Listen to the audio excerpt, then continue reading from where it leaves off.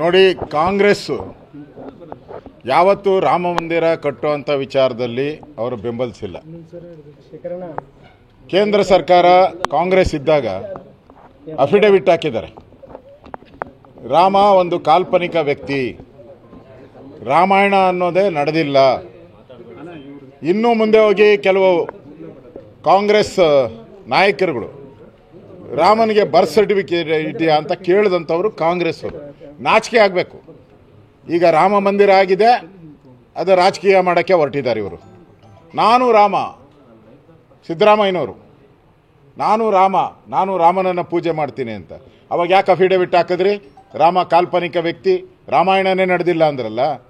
ಈಗ ರಾಮ ಮಂದಿರ ಆಗಿದೆ, ಅವ್ರಿಗೆ ಹೊಟ್ಟೆಯಲ್ಲಿ ಉರಿ.